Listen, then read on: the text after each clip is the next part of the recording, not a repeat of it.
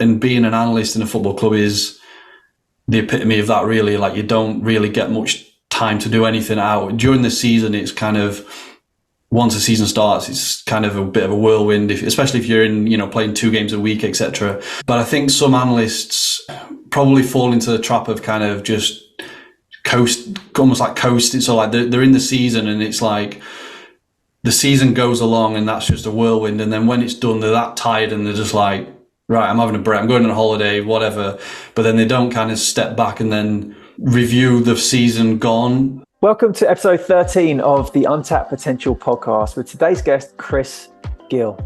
Chris has been involved in the sports industry for almost 15 years now, including roles as a sports analyst at Sheffield United and Brighton and Hove Albion.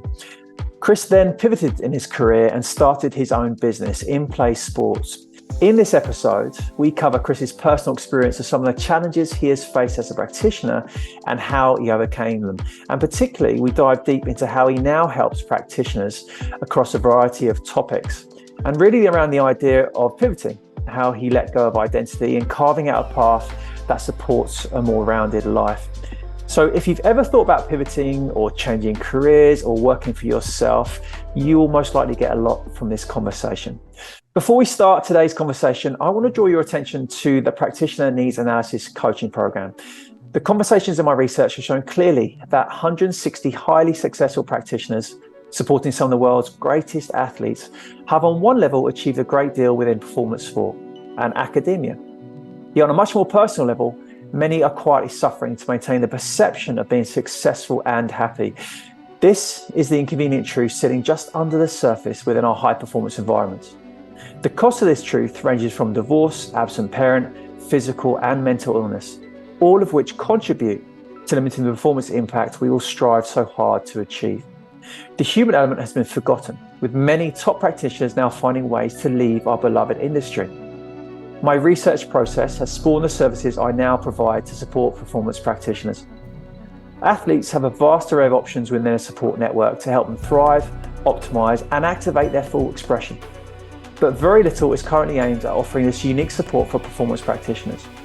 This is where the Practitioner Needs Analysis Coaching Program fills that gap. The Practitioner Needs Analysis allows you to identify what qualities are most important for you to show up in your role, career, and life in your fullest expression. It provides an inner analysis that highlights the components of your life, giving you clarity on what is blocking you, how it's blocking you, and what you need to do to release those blocks. This guides you to tailor your goals and actions away from potential burnout, divorce, or illness, and instead towards one where you thrive as a practitioner and in your personal life. To find out more about the group and one-to-one options Men Behind Sport offers, visit www.menbehindsport.com or email me at richard@menbehindsport.com. So without delaying you any further, here is today's episode with Chris Gill. Welcome to today's episode and welcome to you, Chris. Thank you so much for coming on and being open to share your experiences. No problem. Happy to be on and looking forward to getting into it, Rich. So just for those listening, as I normally always do, so Chris and I, this is the first time we've met. I've been following Chris on social media for a while now, and part of your story or the key part to your story, why I'm really interested to share, your experiences here is, one, how you're providing support to practitioners through your own lens, and two, your personal experience of pivoting your career. So kind of that's where we're going to go with it, because I think so many us limit themselves in a way by being so fixed on a certain idea of a career. But we'll come to that in a bit. So the first question I'll kind of lead in with, and like just to sort of introduce, why you're in sport. Sort of what were your kind of inner drivers that led you into a career in sport in the first place? Yeah. Okay. Perfect. So, I mean, like most kind of boys my age, I was always into football. I played football and never good enough to kind of take that any further. But the reason I got into, or the way in which I got into the career of analysis that I'm in now, was actually when I was doing my A-levels, one of my teachers at the time, his brother was an analyst for a football club. And at that point, I didn't even really know that career existed. It was very intriguing to me at the time. So what he did was the teacher brought his brother in and he gave a little talk to us when we were, excuse me, doing our A levels. And from then, that was just like, yeah, this is what I want to do. Like, this is just, it kind of combines the passion of football. It gets me involved in the game. And he was obviously telling us about the role he does and his experiences. A little bit older than me. He's still involved in the game now. And kept in touch with him. But from his conversation that day, that kind of then led me to think, well, that's what I want to do.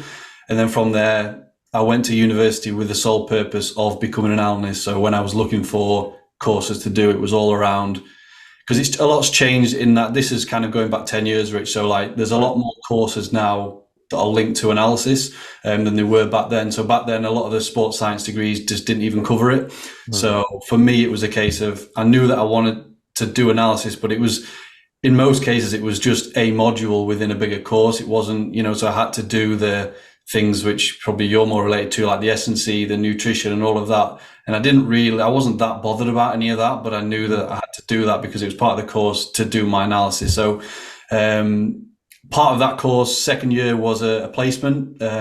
So at that point, I went into Sheffield United. So I went to uni at Sheffield. It was one of the local clubs.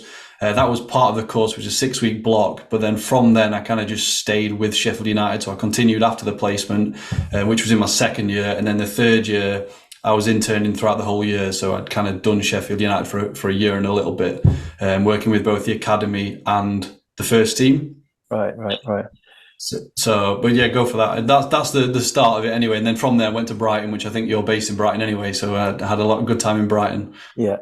Yes, no, very much. And I suppose kind of what it sounds like, and to give you some context, I suppose, did you have any contact, like, working with the academy and the first team, that must have been a busy schedule for you. To give you some context, from all the conversations and that I've had, there seems this rites of passage that we go through as performance practitioners. Yep. And so what I mean by that is, at the start of our career, we're saying yes to everything just to get that role and that opportunity. And it kind of builds into this unsustainable type of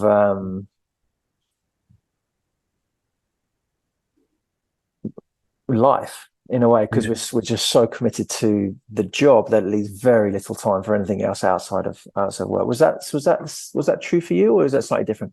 Yeah, so when I went in, I was still doing my degree, so I was still studying. So at the point I went in, I think I was just with the academy at first. But then when I went in there, it's an experience. You'll know yourself, the first time you go into that setting of a club. Obviously, I'd done it at uni. I'd done things on the kind of remote, but actually being in there with the coaches, the players, it's an experience that first time. You don't, some people do that and maybe some people realize it's not actually for them because it's different to any other experience, not working in a typical 9-to-5 job. So I was still doing my studies. So at that time it was the academy, going in kind of every other day, pretty much on the weekends. But like you said, saying yes to everything, that's what I was like. At the end of the day, I wanted to succeed in being an analyst. So I was always basically offering to do more than and I wasn't obviously getting paid at that time, which is another big thing in the industry, in analysis and S&C, I suppose. Yeah.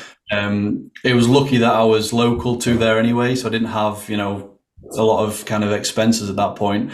But yeah, I was going in every few days. And then in the third year, when I moved to doing the first team, that was pretty much all the time. And again, that was unpaid because I was only at uni it was only about 10 hours a week or something, 10, 12 hours a week while I was doing my dissertation. So the rest of the time I was just at there all the time, basically. So right. Yeah, and as you can imagine, especially in the football league when you're playing 50 odd games a season, Saturday, Tuesday, every single week, it gets pretty busy. Yeah. And I guess keep your theme. So when you got to Brighton, how and when I say this, it's important for me to say that no means do I pick out certain teams or certain sports, or I'm trying to kind of build a picture here of like, okay, well, what were the demands of you when you got to Brighton of Albion? Was that a similar type of thing? Yeah, so Brighton was a big step for me because, as you could probably tell from my accent, I'm from the north, so it's a long way away from home. So at that point, when I left uni, I I was in a bit of a decision. Do I want to go and do a master's? Do I go straight to a job? And I'm obviously applying for jobs. I actually applied for a master's and got accepted on the course, but I didn't really want to do it. But that was like my backup plan. Now, if I didn't get a job, I would have gone and done a master's. But I ended up getting the Brighton role, which at the time was recruitment analyst. So again, something slightly different again. So like I've gone academy first team now in recruitment. But like I say, that was a big move for me because I'm moving from up north. I don't know anyone in Brighton. I don't know like anyone. I've got to sort out where I'm living, which is, that I'm young at this stage. I'm very naive. I don't have any friends. I don't know anyone in Brighton, bar the person that interviewed me at Brighton. And then obviously you get to know the other analysts and stuff. But little things like, and again, at that stage of my career or my life, I wasn't, they're not paying a lot of money. I'm on a small wage, which Brighton, as you know, is probably not the cheapest place to live. No. So at that time there was obviously the work and the job itself, but there was the other things around that in terms of, I need to find somewhere to live. One, I need to then try and make some friends around here. It's totally new. So yeah, there was different aspects at play there at Brighton. Did you get support in that side of things, in the sense of finding a place to live? Yeah, even on that level. It was more so because when I joined, there was some other new joiners at that time, so we kind of bonded in that. But in terms, not really. I think that's probably changed now. This is going back sort of 10 years or so. So I think when you do move clubs now, I think there's people in the club to help you with that, help you relocate and all of that sort of stuff. I think it's interesting because I actually just last week or the week before, I had a conversation with a friend who's an analyst in an elite club, and he just moved clubs after being at a certain club for a long time. And looking back on my experience, I had it easy. I was young. I didn't really have any responsibilities. I didn't have a family. I didn't have kids. But then he's telling me about his move to the other side of the country, and he's then got he was in a hotel for 7 weeks because he couldn't find a place for his family to live in.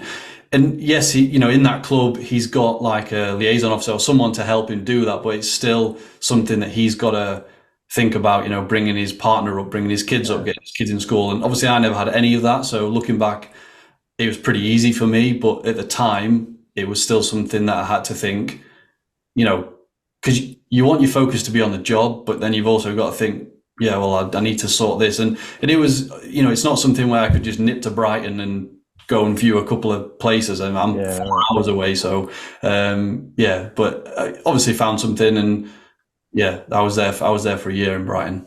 Okay. So an interesting point you said about, you didn't want to go and do a master's, and that was a second option. And I think my point in bringing that up is, again, from many other conversations, it's this head down type of attitude, like, right, I'm going to get back into sport. And then obviously trying to get the jobs, it's this stepping stone degree to masters. And now, from what I'm hearing, many are looking to do PhDs. And when I was studying, that was, yes, that was there, but it was not so common for practitioners to go and do PhDs. Yeah. Whereas now what it seems like is it's almost becoming like, well, you kind of I don't have to, but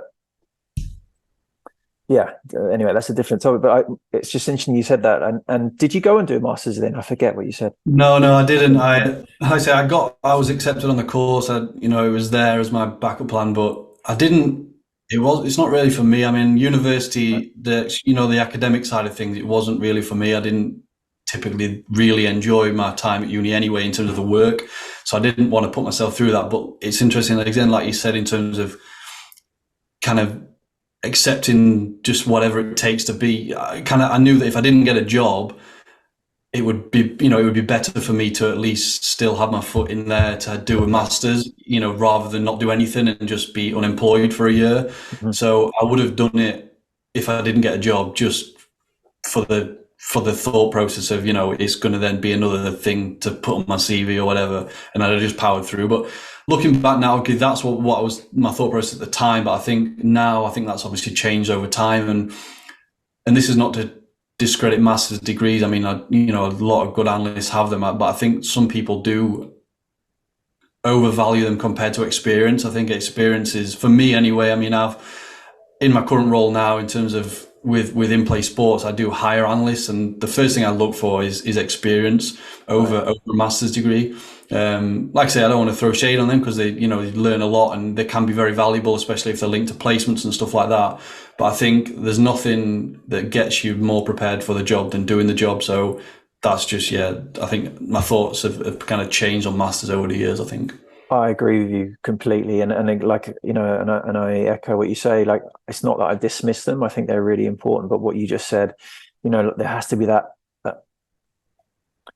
lived experience of a application during it, and I think that's why many masters in certainly in strength and conditioning are part-time distance learning, with the understanding, right? You need to go and kind of start to apply this because, So I completely agree with you that, and I would love to come into a bit later, kind of that process of what you do look for, because I think that's certainly that I would love to get through. In this conversation, part of that is to help practitioners, and I know you're coming through the analyst lens, but to help practitioners to begin to like, okay, well, you could taking what am I trying to say, your business and that you've created and pivoting.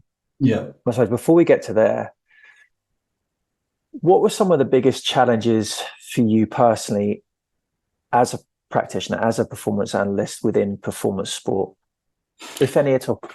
Yeah, I think I touched on a little on earlier in terms of that going to a new place, like in terms of like the loneliness aspect to it, where you are kind of on your own. And I think when that year I spent at Brighton was amazing. Like the people that I worked with at the time, I'm still in contact with and friends with now. And I think that kind of goes for most sports settings where you're spending so much time with the people that you're working with.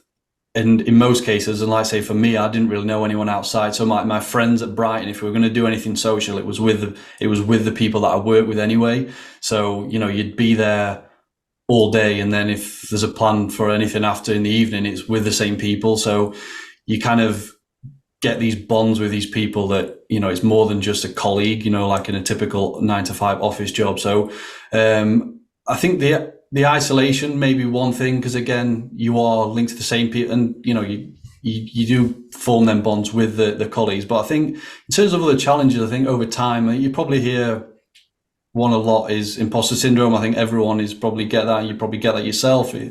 In terms of when you're in these roles, like for example at Brighton, when I started at Brighton, you add that to your LinkedIn profile, and then all of a sudden you've got people messaging you just because you're attached to Brighton, or they think you've made it, you're a successful analyst, and you're nowhere further forward really. You've just got a job at this point, so you're still kind of learning. So that's probably one of them. And I think in terms of another challenge, which not for me, it doesn't really bother. I know a lot gets said about work-life balance, and being an analyst in a football club is the epitome of that really. Like you don't really get much time to do anything out during the season. It's kind of, once the season starts, it's kind of a bit of a whirlwind, especially if you're in, playing 2 games a week, etc. But I think some analysts probably fall into the trap of kind of just almost like coasting. So like they're in the season, and it's like the season goes along and that's just a whirlwind. And then when it's done, they're that tired and they're just like, right, I'm having a break, I'm going on a holiday, whatever. But then they don't kind of step back and then almost review the season gone. I'm not, obviously some will do, and so the successful ones probably will do, and kind of look to implement changes and kind of then go into the next season with a better plan. But I think during the season can be a bit of a, if you try and contact an analyst during the season, good luck. Like you probably, because it's just one game after the other, and it's just one, as soon as one's done, it's on to the next one. So the work-life balance is an issue, but I think it's sport, and I just think that's it's just the environment that it is. I think if you're going to be working at the top level of any industry, then I think you've got to have sacrifices, rightly or wrongly. That's just what it is. And I think when you mention your rites of passage, the bit about kind of, getting to the point where you maybe have a family, you start to realize, is this for me? Do I want to give 60, 70 hours of my week to this job? Then, yeah, I think it's difficult because again, I don't do that now. Like that's not what I do now. But that's I could see that coming. But I think some people just maybe don't have a plan for what they want their career to Yeah. be. Yes. Do you know what I mean? So they would get in this, but also then it's about being comfortable as well. Because I think with an industry that's so hard to get into, once you've got that job, you don't want to lose it. And then also if you, let's say going back to my example in Brighton, so I moved down there, it was difficult, I didn't know anyone, and then you build these bonds and your friendships with your colleagues. Then almost then if you're then to move to a different job, you've got to do all that again. And Right. you think, well, I'm comfortable here. I like my job. I like the people I work with, but there's a better opportunity over there. But then, is it worth it? Because, do you know what I mean? Like that's kind of the thing I think some people might kind of get to in their career. Yeah. I mean, I agree. I agree with you completely. And this is what I've heard. The idea of what I now call the idea that the myth of normal of sacrifice within a performance sport. And so on one hand, to me, the way I see it now, and obviously I'm out of it. I'm not in working with any athletes at all. So the idea of sacrifice, to try and get clarity on sacrifice. Well, what does sacrifice mean? Like I fully understand that sport does require sacrifice. And so examples of that would be, so in my old role, preparing for Olympic Games.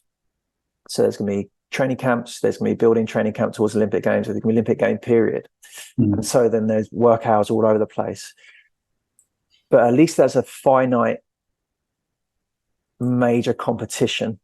I've also spoken to practitioners who worked at World Cups, for example, football World Cups or rugby major tournaments. And so there's this build up into preparation for the major competition. There's a major competition, and then obviously you come out of that. So that obviously requires sacrifice. For there's a couple of months there of sacrifice, but it's not a finite, it's not an infinite, or it's not continuous sacrifice again and again and again, week in, week out.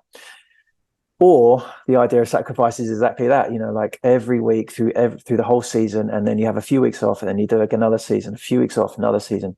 That to me is, I think, from where I stand now, is it's not questioned enough. It's not, and this is not a fault to anyone in particular, but I think this is just an accepted as normal, probably in football, in rugby, team sports particularly, rather than really coming together as a team, a performance department or whatever department, and say, look, how can we make this more efficient for us? And I understand that's complex. And the twin to sacrifice, what is sacrifice, is, well, what is success then? What am I aiming for? And you highlighted, like, well, what many don't have a plan. They're kind of aiming for the badge or the team or the organization, and then once they're there, it's like, oh, and kind of for the very reasons you highlighted, I need to hold on to this job. It's a massive emotional, logistical challenge to move a different job, and so I suppose coming back,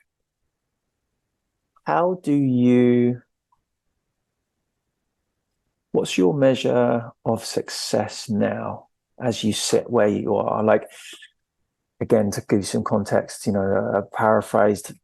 Many people have said along the lines of, I've supported athletes to reach Olympic success or tournament success, champion success, whatever. And I've waited for this emotional rush to hit, and it hasn't come. I thought this is why we do what we do. Yeah. So there are the objective measures of medals, of championships, trophies, of winning. Of course, that's an important part to it, but very few really, well, what's my personal measure of that success? So yeah, kind of like, what is that for you in this moment? I think for me, just kind of making a difference and impacting other people and trying to, just get better overall every single day. I think in terms of you mentioned like the medals and when people are working within sport, I think one fault that some people may have is that they almost tie their self-worth to the performance of the team. So, you've won a medal, great. That might then, you might start thinking, well, I'm a great analyst. We've won this, we've done this, we've done this. But on the flip side, you could be, getting beat every single week, and you start to question yourself, and you kind of feel like, are you doing things right? And so I think when you're a practitioner, either, S&C or analyst or whatever, I don't think that you should do that in terms of, your success shouldn't just be about whether, the team wins or whatever.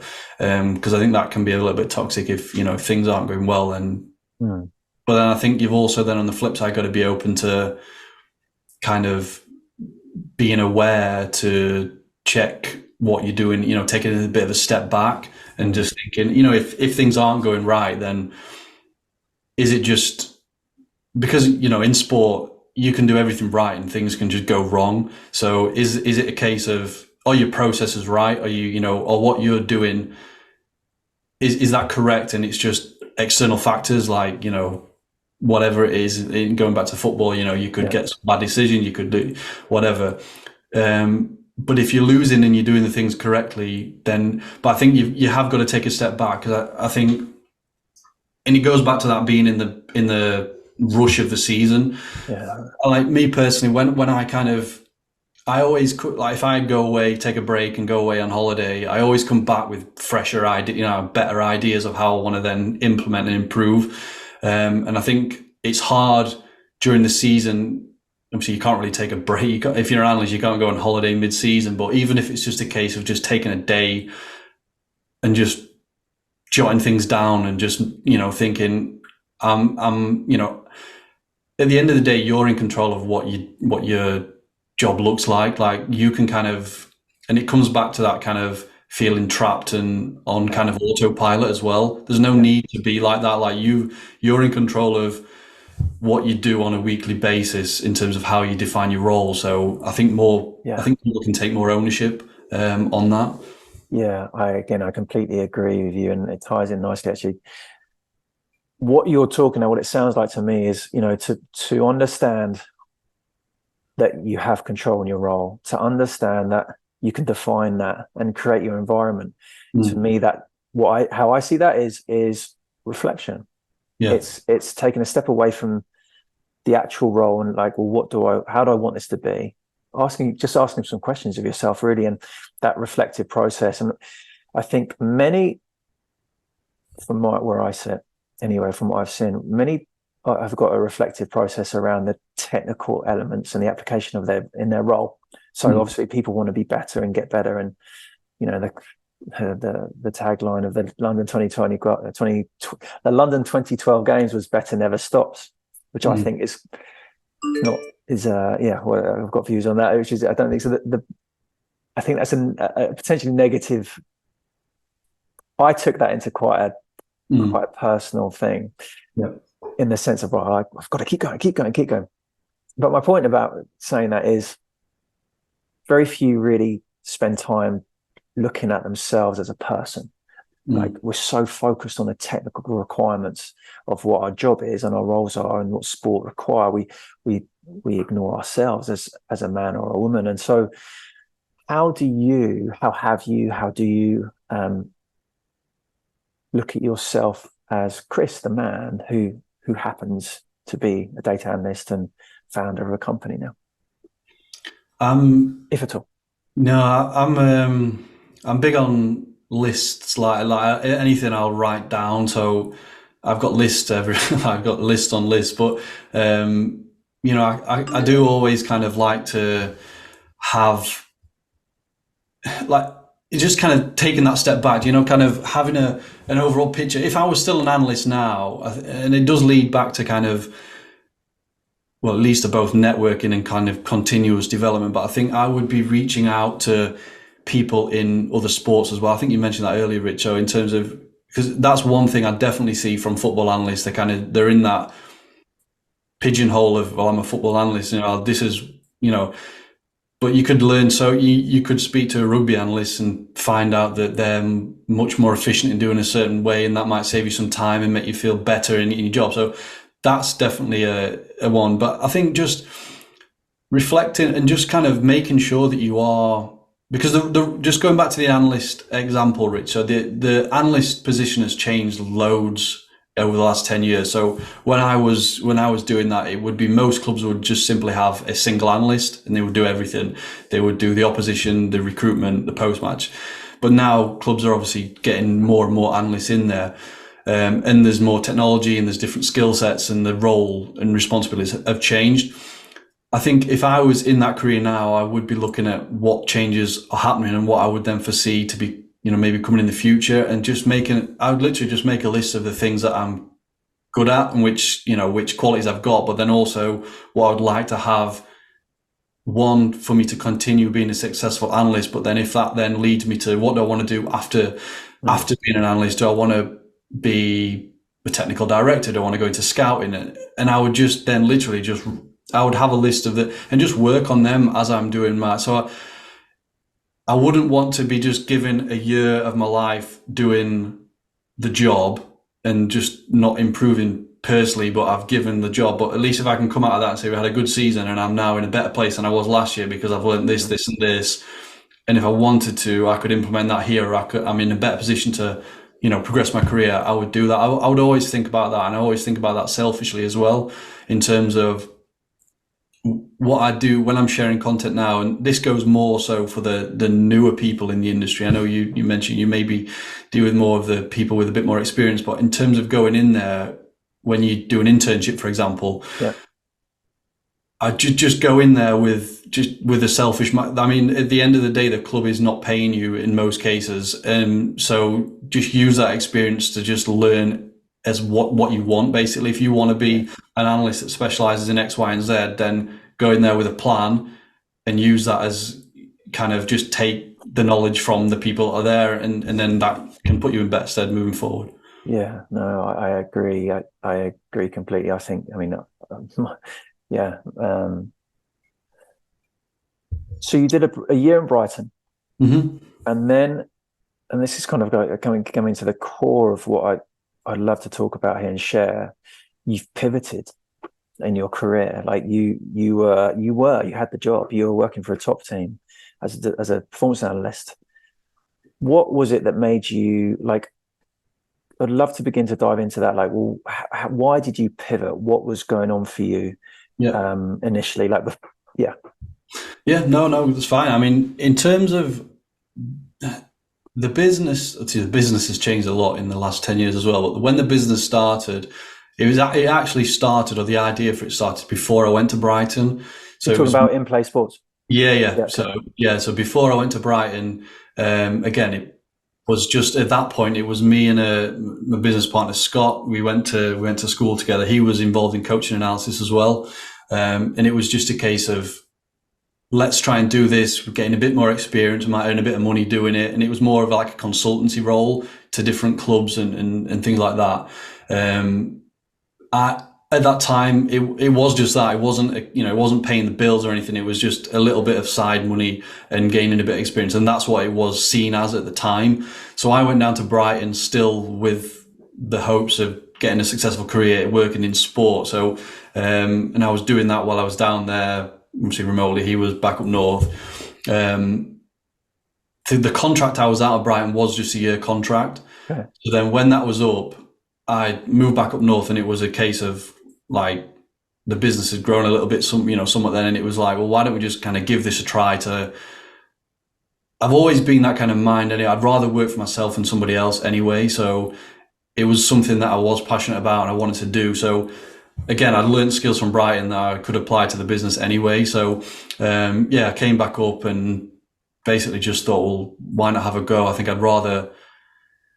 And another kind of topic was also, which we've touched on a little bit, is kind of money as well. Like typically an analyst role is underpaid for the amount of work you do. So, so,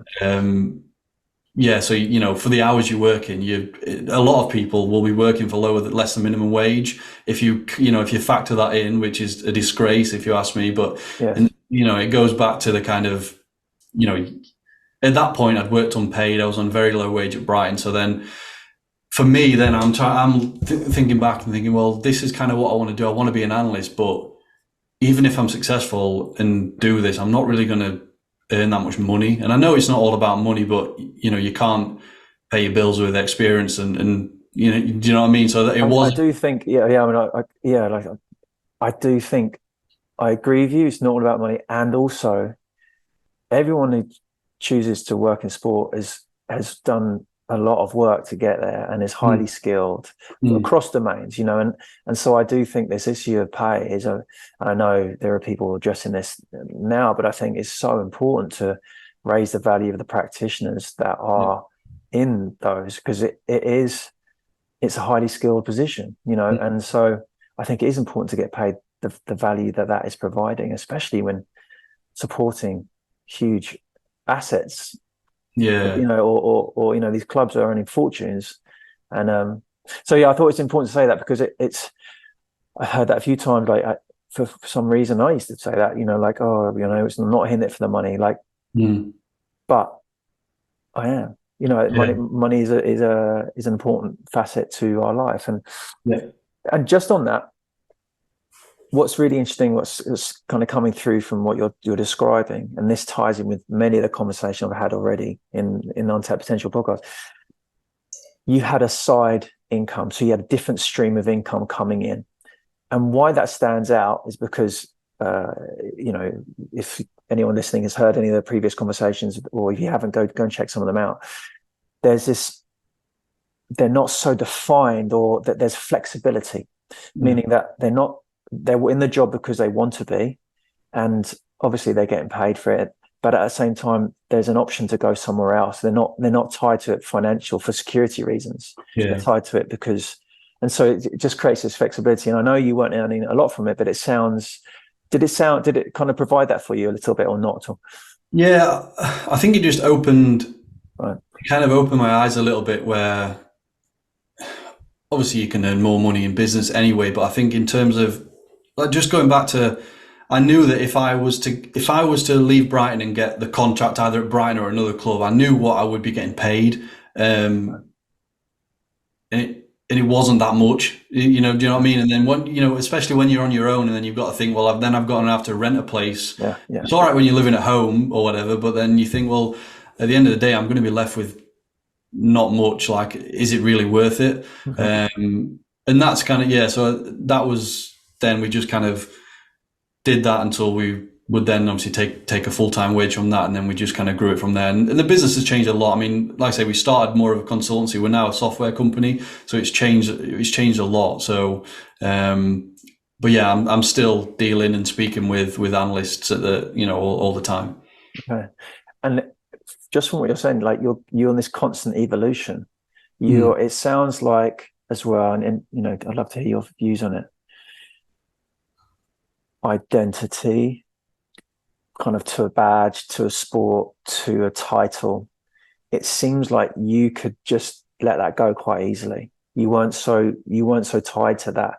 And I Yeah. bring that up because so many are tied. I was so tied to that. Like, it was everything to me. And the biggest realization for me was when I was thinking about leaving, kind of stepping away from sport. All of a sudden, it's like, well, if I do something on my own, all of a sudden that's Richard Husseini. It's not. I'm not hiding behind an athlete or an organization. It's like, oh, it's me. And so, Yeah. and my own stories around low self-esteem and low self-worth kind of really played up on that when I first started to notice that. So yeah, like, it seems that you weren't tied to that. You could fluidly just change. No, I remember Sheffield United, when when you first start, you're an intern and they give you a tracksuit, and it's like, well, yeah, I'm part of the team now. And I still kind of laugh at that a little bit. Some job descriptions will have tracksuit listed down, and I think when you're young, you are naive, and that is a big thing. In terms of, you almost think, I've made it. I'm now, I'm employed by this great team or great organization.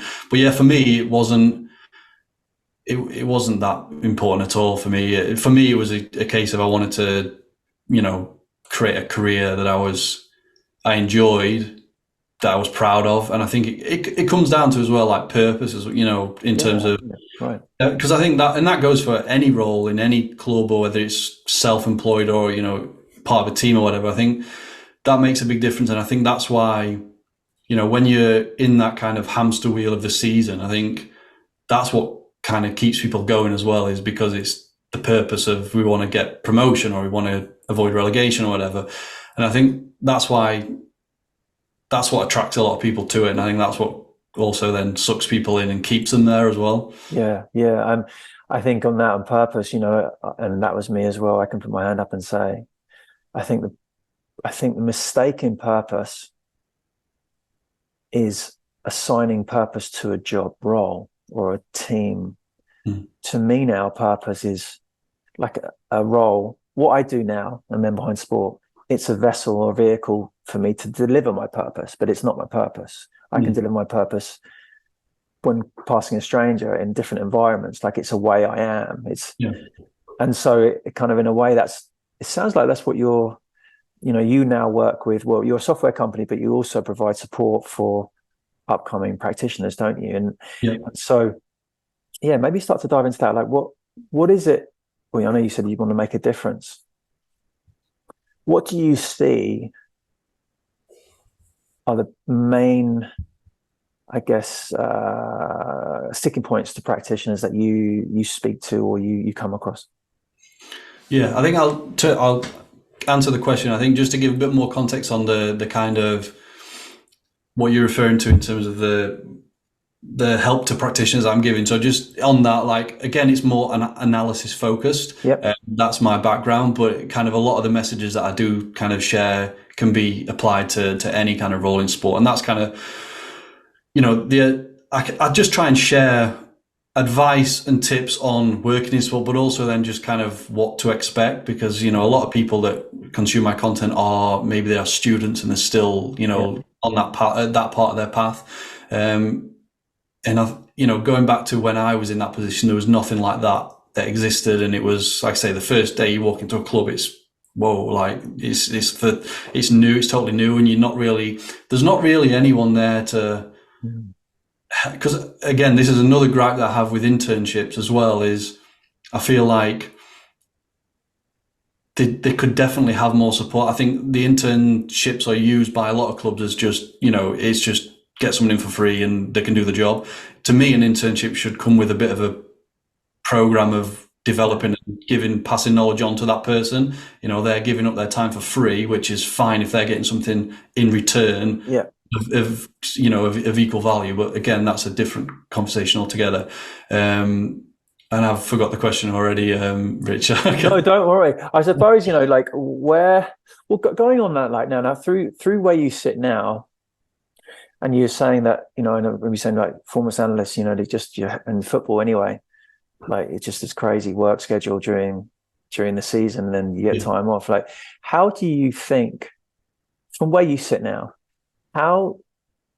what are some of the things that could make, or what do you think would make an elite performance staff department environment that allows practitioners to thrive, rather than what I hear so often is practitioners across different fields are just on the brink of, are not optimal in themselves. They're not necessarily eating well. They're not necessarily exercising well. Their time, anyone that's single, and this is kind of, mainly in team sports, finds it hard to nail down a long-term relationship because it's hard to even get one off the ground. And I suppose they're just a couple of the things that I've heard that's commonly coming through. And I suppose, what do you think performance environments or analyst environments could do to make changes that support the person who is also an analyst? Yeah, I think there's a couple of things. The first thing I'll say is, I think the analysts themselves can be more proactive and collaborate with each other more, and almost like, and things like this have been mentioned in the analyst community before, in terms of like almost like a union, not the typical union, but in terms of where analysts will then band together and almost share ideas and share pain points and things like that. Because it's kind of it is a lonely job, but also it's a job where you feel like no one else kind of gets. It's probably the same with, no one else kind of gets what you're doing day to day. And it's when you're an analyst, you might, you'd spend all your hours working, you deliver a presentation, or you do X, Y, and Z for the coaches. A lot of the times they don't really know what's gone into for you to be able to produce that, and the amount of hours that you've spent at home or whatever. So it can be quite lonely. And I think so going back, actually, so a couple of years ago, as a business, we ran an exchange for the championship where the clubs would all kind of share the video footage for the league.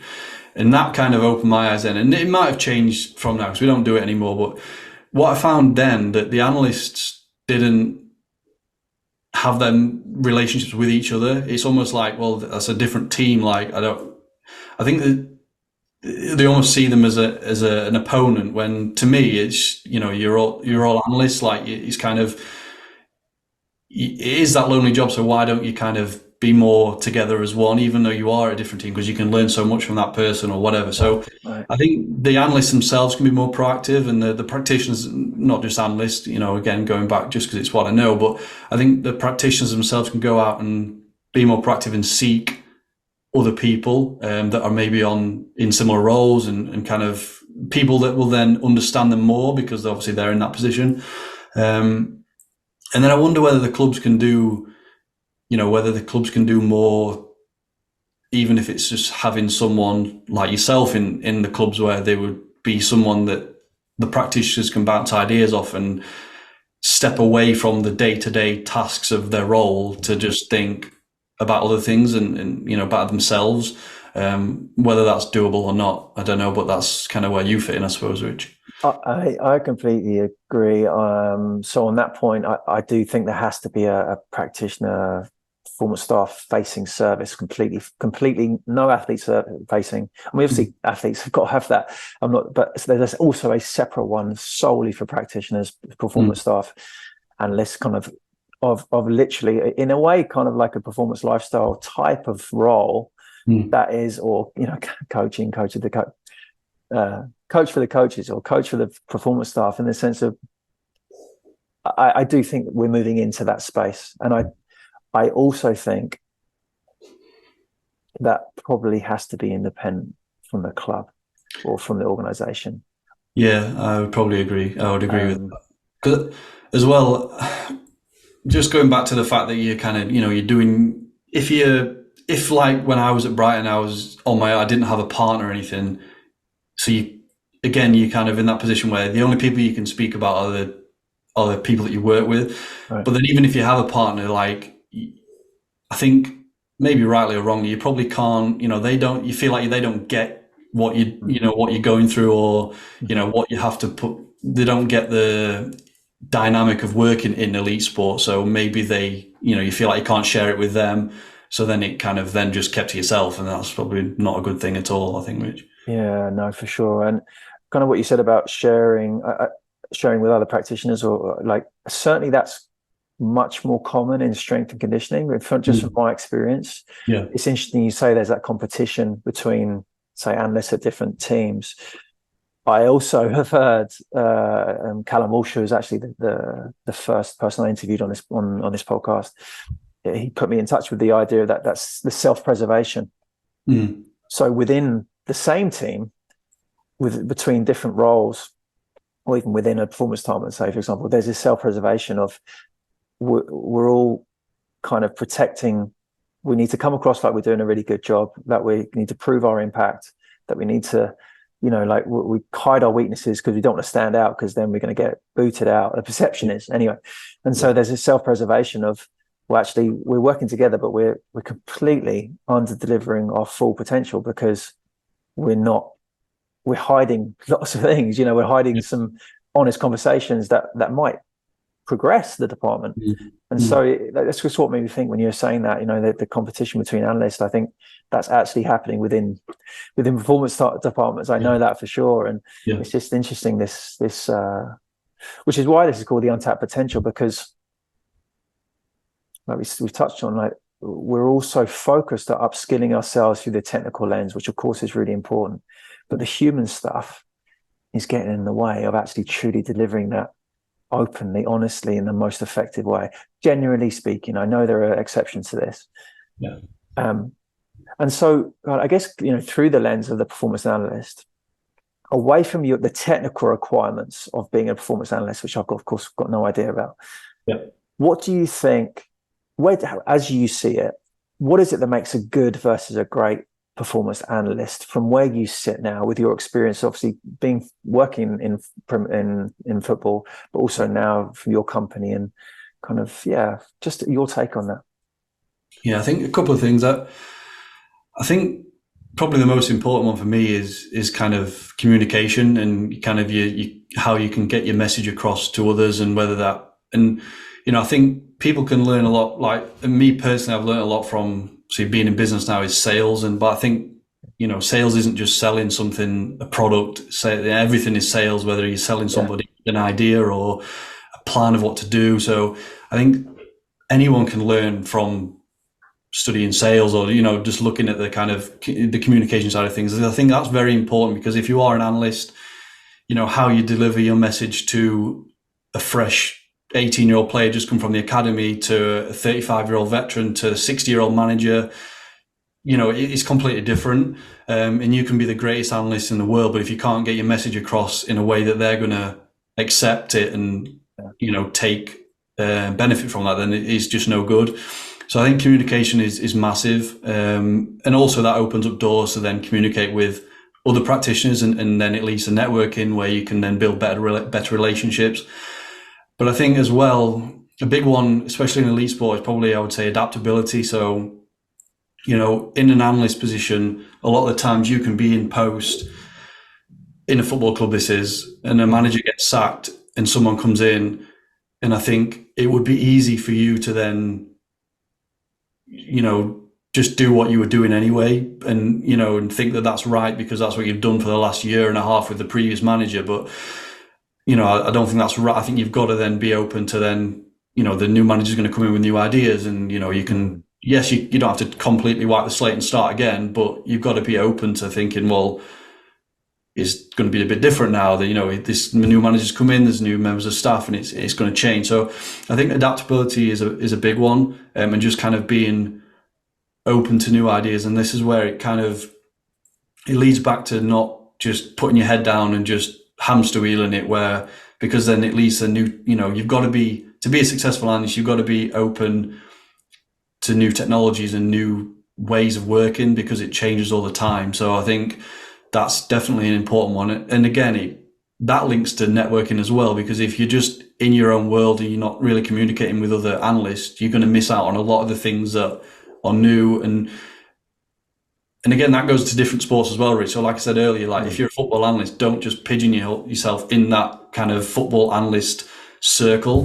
Why not speak to rugby analysts, tennis analysts, cricket? Like, you can learn so much. So I think, I would say communication, adaptability, and then kind of just being aware of ongoing trends and kind of reflecting on that, and just ensuring that you are learning continuously and being a better person. Yeah. Okay. I mean, you said so many great things, and I kind of want to, I think the last thing, to focus on in our chat today is with that, coming back to that pivot.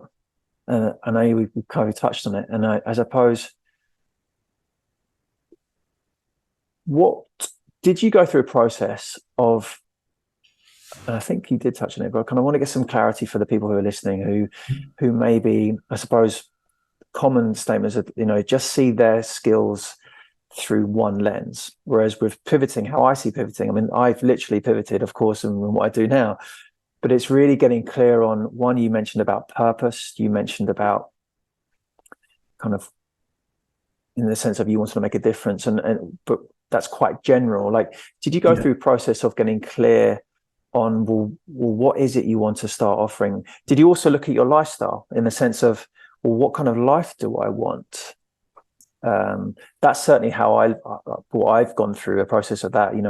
I'm, especially after having my daughter and getting married and having my daughter, I was like, I do not want to sacrifice this. This is my most important thing for me. And so I want to be able to build a life that supported me being around as much as I wanted it to be. So like with a pivot, did you have to get clear on your skills, your transferable skills? How did you get clear on that? And did you think about your life outside of work as well? I think I started to think about my life a lot more recently, and kind of shaping the business to be with more of that in mind. Basically, I think in the early days it wasn't. I mean, I'm guilty of probably overworking anyway. But that's because I enjoy it. That's what I probably work more than, the average person, but that's not because I feel like I have to. It's just that's what I enjoy, and I Mhm. like to do that. So yeah, when we started out, it was,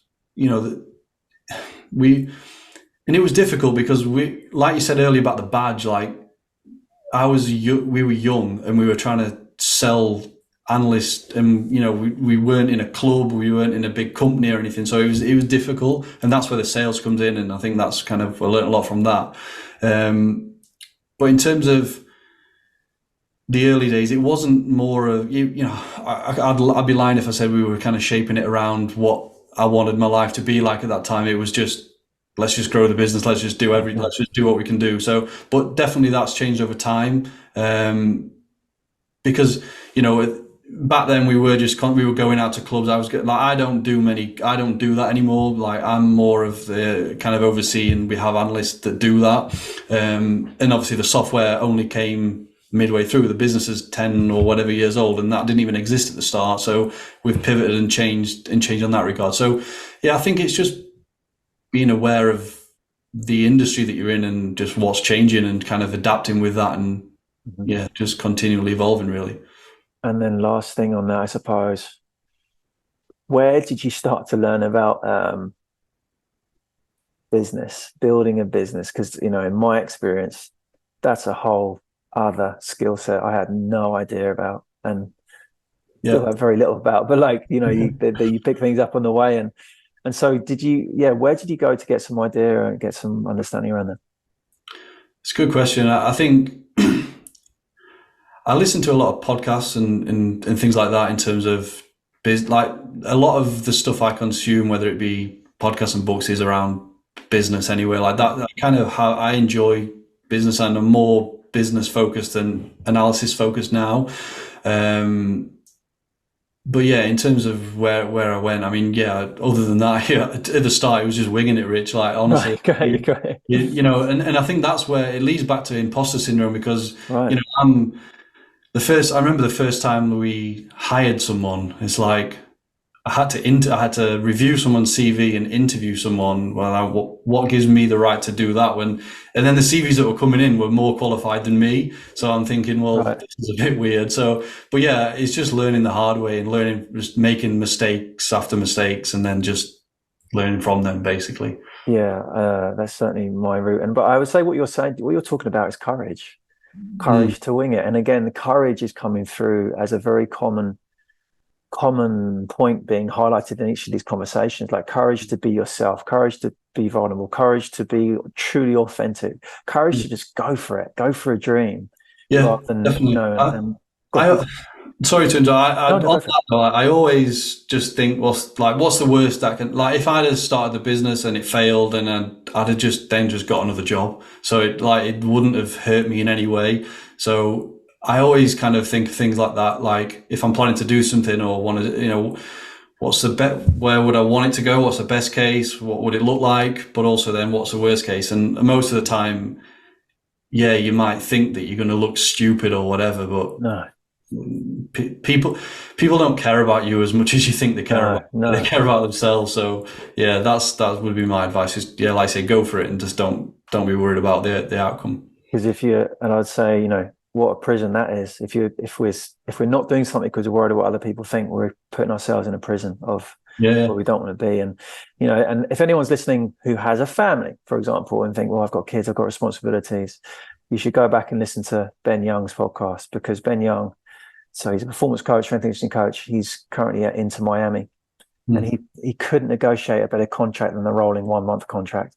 And he took his wife and 2 kids over there, and he like what stands about the conversation is, and many of the people who have got families is, well, it's a team decision, it's a group decision, it's Mm. not one person. Like, let's go for it, let's do Yeah, this. And so, just to offer that to anyone who is listening, who's got a family, who's kind of hearing that voice within them saying, "Oh, I can't do that." Like, there are ways of doing it, and in a way, you know, to me, and we've had that conversation with Ben. It encourages how to live, mm. kind of to really truly to get the most out of life. And Yeah. they're the main questions I want to ask you. And like it's been Wonderful to hear your perspective. I don't know. Is there anything else that you'd want to share, or points that you've not mentioned that you've kind of, or anything else? Don't worry if there isn't.